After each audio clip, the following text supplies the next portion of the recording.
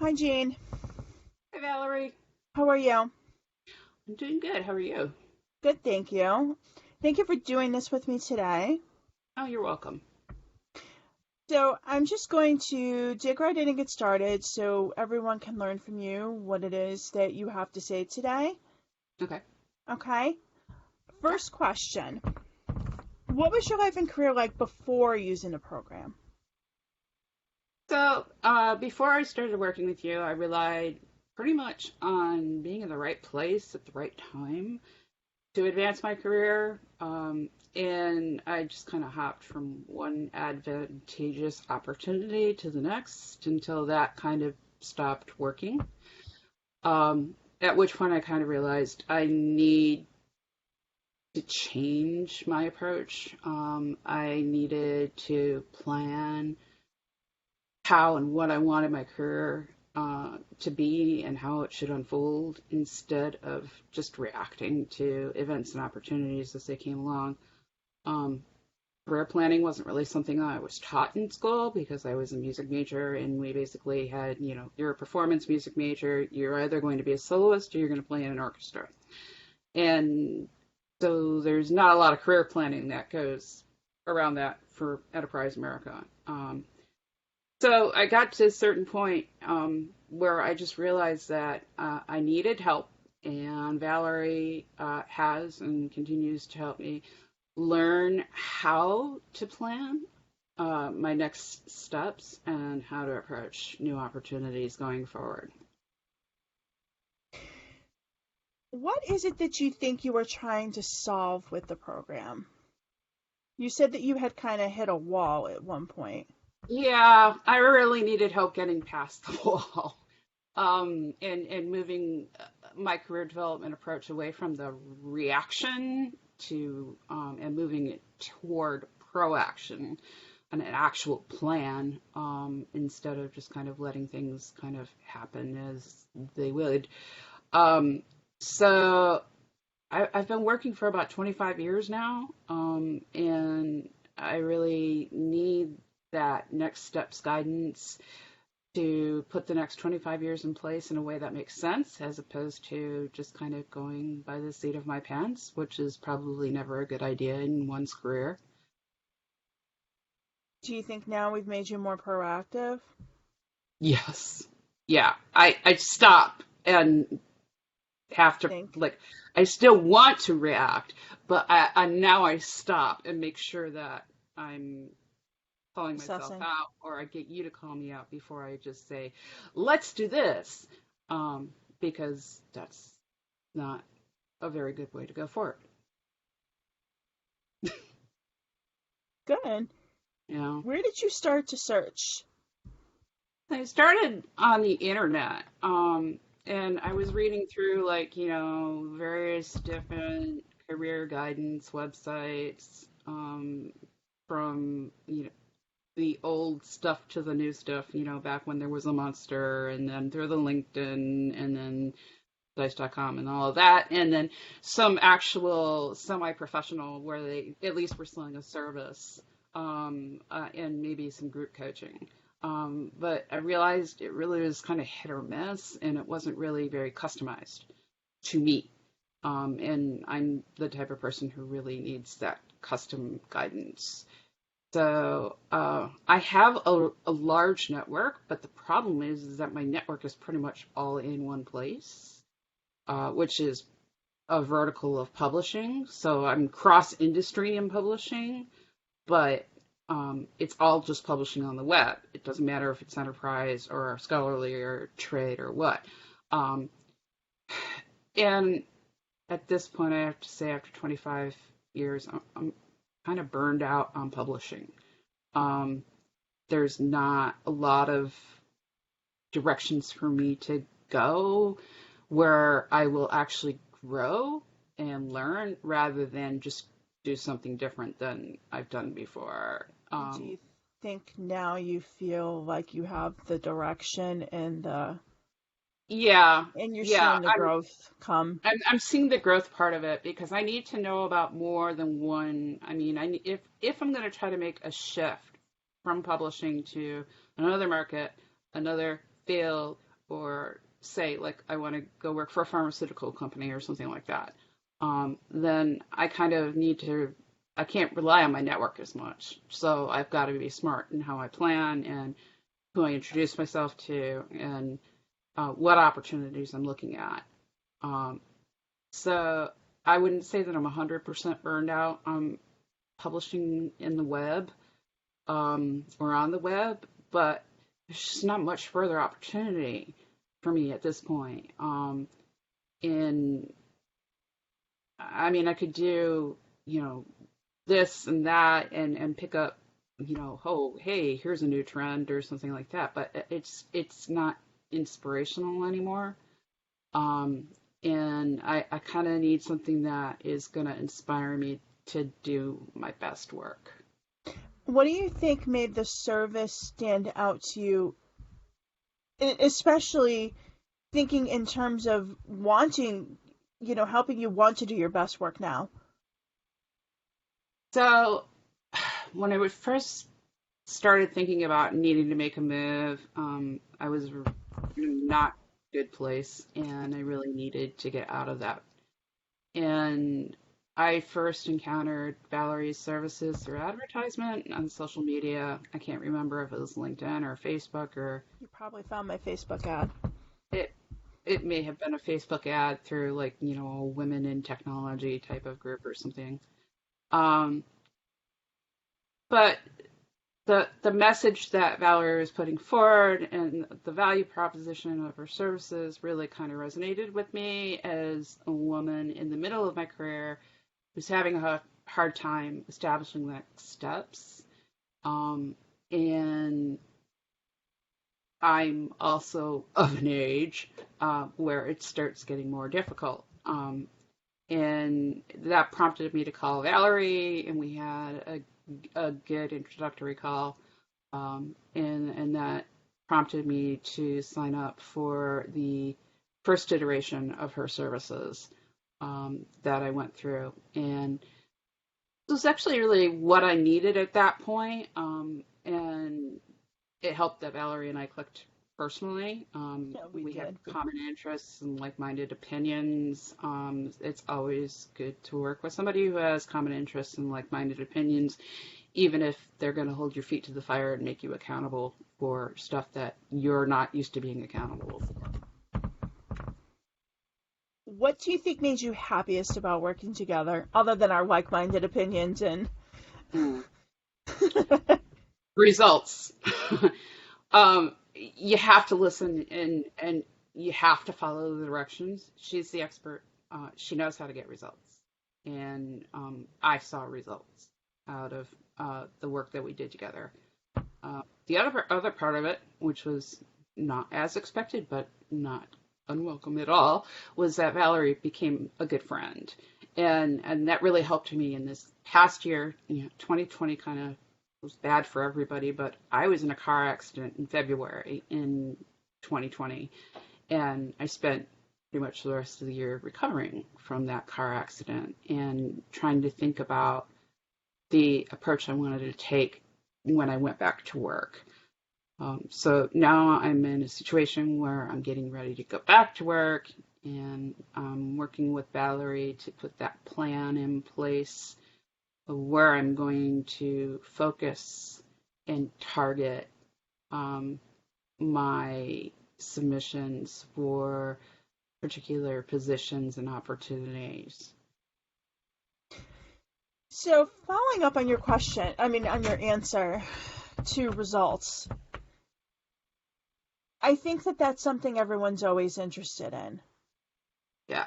Do you want to talk a little bit more about your happiness with your results? The first Yeah. time around, we're Yeah. still working on the second time, but We're working through the second time at this point. But the first time around, specifically, I was taught how to negotiate without fear. And having never learned to negotiate before, I was definitely afraid of it. And which is very strange because I'm usually not afraid of anything, but it was like a money thing, so be afraid. And there's so much wrapped up with money because it's like, it's my living, my everything. So the first thing that happened was when I had a really good opportunity. I got an offer, and it was way below what I could afford to work for and still pay my bills. And I went and I learned how to negotiate, go back to them, and I wound up getting a 37% increase in the offer that they wanted me to come and work for them. And there were initial benefits and other benefits to that as well. And I was stunned. I think we both were.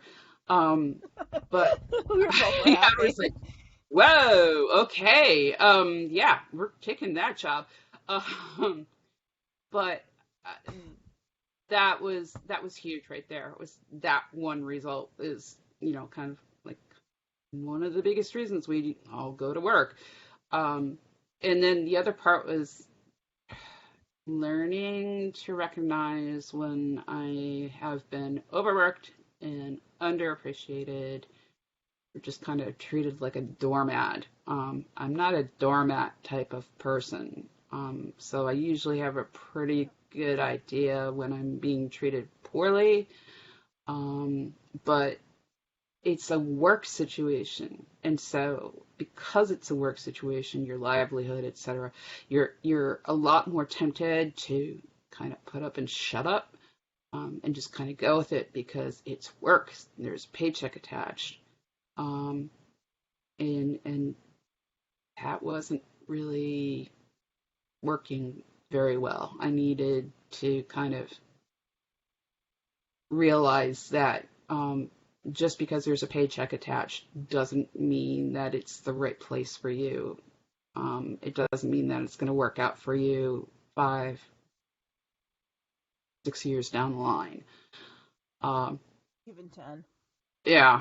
Well, I don't even If it think doesn't about work for 10 these 5, it's days. not going to work Yeah, for I 10. mean, yeah, exactly. I don't think past probably 3 or 4 at this point, which is very, very different than how I grew up with two parents who both worked for like 25 and 35 years and for the same place, no less. And I was taught that you went to work and you stayed there, and then that gradually started to change over the 25 years that I've been working, where it was like, no, you maybe stay maybe 5 years. And now it's like maybe 2 years. So I definitely don't ever want to be perceived as a job hopper because it still kind of has bad connotation to it. But it's a very, very different world than what I was raised in. So I kind of have to make my adaptation toward my level of comfort, regardless of the level of comfort for other people in my life, like parents who still worry about this. Why is she leaving that job? So, So do you think, um, that we had solved the initial problem the first time around? oh, absolutely. We got me out of a bad situation. We got me a 37% increase in pay over the initial offer, and that was still a good like 10, $15,000 more than what I was making in the bad situation. So I mean, I came out all around in a better situation from that. What do you think exceeded your expectations? I think it was probably your approach to teaching negotiation, among other things. I mean, it's not rocket science. I just had to get over the fear factor more than anything because the inherent everyone must like me approach that I kind of accepted as necessary to keep my career going and not necessarily just for thriving even, but just going. I had a couple of examples in my life that showed me what not to do as opposed to what to do. And in some places, I think I tried to overcompensate on the what not to do. Um, and I didn't know enough about the what to do. So I would say that I'm learning that now. negotiating a salary 37% above the initial offer with my last opportunity was so completely unexpected. And it totally exceeded my expectations and pretty much everybody's expectations. So I would say that my investment in Valerie's coaching program at that point more than paid for itself. Do you So feel as though, yeah, do you feel yeah, as though that, if you were given a chance to do it all over again, you would? oh yeah. I mean, your dedication to your clients was another thing that exceeded my initial expectations. I really didn't sign up for career coaching looking for somebody who cares about what happens to me as a client as deeply as you do. Um, and that differentiates you from it's all about business career coaches out there. Um, and in addition to the differentiation, it's just a very much more customized to who I am, what I'm about, what my personality is, what my sticky points are, Getting and to know you it's as a really person. important. Yeah, it's really important because it helps me understand my own tendencies to react and how I react, and it helps me approach different situations for the better. You just you're not going to get that in an off-the-shelf program or out of a book. Do you think this benefited your career trajectory overall? Yeah, yeah. I think I think you have an egalitarian approach. You treat each client as an individual first and foremost. Um, and I was lost in the weeds, career planning options, and I absolutely thought it was incredibly helpful to have somebody kind of like plan and help me walk the path, and not just kind of a path that was cluttered with a bunch of shrubbery. Could I have figured some of this stuff out myself? Maybe, but I wouldn't have gotten the benefit of having someone reflect my situation back at me. Um, I wouldn't have I wouldn't have been able to hold myself accountable the way a second party can. Um, we spend way too much time chasing paychecks over being accountable to ourselves.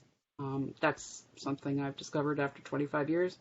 I mean, I've been working for 25 years. What do I have to show for it? Well, I have a roof over my head and I can afford to eat, but what do I have to show for it in terms of personal satisfaction? Am I happy with the work that I'm doing? Is that work that I want to continue doing? Um, it's really easy to fall into a rut of not paying attention to things that are important to you when there's a salary attached. It's just not a very healthy approach. Do you think you were kind of taught now to go from being a passenger and kind of being more passive in the whole thing to being more of a driver to all of this and taking charge and knowing when Yeah, something is wrong and standing up and saying, no, I need to do something. absolutely. I think there's a couple of things that happen. One is when, obviously when I started out and I got my first real professional job, I was the baby of the company. Literally, I was the youngest person in the company. And I got really used to being in that you're younger than everybody and you have everything to learn mode for a long time. And I mean, for obviously the first 5 years of my professional career, I was, groomed, mentored, and taught, and that worked really well because I had people who wanted the company to succeed. They saw something in me and wanted me to succeed. Um, but that's not going to happen at every company. And as you get older, um, there are certain things that are not going to agree necessarily with your worldview and your experience to date. You may start experiencing things where it's like people are going off in one direction, but you're like, wait, wait. My experience says that might not be the direction that you really want to move in. And then there's a lot of issue with dealing with people who are just not nice people. And you have to learn how to not just take it, because that doesn't help you at all as a person if you just sit there and let somebody dump on you. And I was put in a situation where somebody tried to dump on me pretty hard, and I called them out on it. And was that a really good decision to make if I had wanted to stay in that position? No. Was it a really good decision to make in terms of where I was in my life and what I was going to put up with, in terms of how I let people treat me and speak to me? Absolutely. It needed to happen. And at that point, I couldn't just sit there and take it. Chasing paychecks, it's not a really healthy thing to do. It's not, a healthy approach to work and life and in reality. You can only do it for so long, and then you burn out. And if you burn out, you're not much use to anyone. I think And that's where Valerie steps in. That's where Valerie steps in. That's what a lot of people don't learn. Yeah. Is when they're burnt out, they need to stop. I think people don't recognize the sign to burn out. Yeah. And that's what you helped me make heads or tails of where I was, that I was burned out. And what clarifying my opinions and my views and my approach and context of me and what was important to me, and me, the whole, not just the person who pays the bills. So that was a very important learning step. You are an individual. You are a human being. Yeah, well, I didn't know you were allowed to be a human being at work. I mean, I was lucky enough to be in situations where when I had my first few opportunities, I worked in situations where it was a foregone conclusion that I was treated as a human whole, and I had the stellar luck of having really good managers for the first few years of my career. But you can only go so far before you're going to run into that first one that you don't know what to do with or how to act around. Situations come and situations go, and then there's jobs that come and jobs that go. But putting yourself first and putting your career first can benefit your life. Yes. Having said that, why do you think others... We'll be hanging up on that. You want to real life, that it happens. Yeah. My phone rang during a video yesterday. Why do you think others should invest in a program? So, all right. So let me go back to 2020, which was no stellar year for anyone. I had the additional challenges of having been in a car accident in February. So it was really, really early in the year. And I had some recovery to do, and I had a lot of time to think. And I re-upped with Valerie because I knew that I needed to take the next step in my career trajectory. I knew that this is an experience I've had sick time before, but I've never been considered, disabled, or, taking as much time off as I took in 2020 for health reasons. And I definitely don't know what it is to navigate the going back to work. I don't have any kids of my own, and so I never took off time to have a kid or anything like that. So I really don't know what this going back to work is all about after a break, and how the approach required differs from simply moving, from one job to the other with maybe a vacation in between. That was huge right there. It's unmapped territory for me. And then I'm sitting there, I've been in an accident. I clearly had some healing I had to do that was not just going to happen immediately. I was pushing 50. I was working in a position that didn't unfold the way that I had anticipated or was originally planned by the people who were employing me. So I needed someone to help me figure out the direction and guide me again. And the first person I thought of on that list of people that I know was my friend Valerie. So, and I needed that because, Valerie's going to give me a good shove in the back when I need it. She's not going to back down from me when I'm stupid and stubborn, and I can be ridiculously stubborn. And I'm an extremely independent person, so asking for help is not something I do well.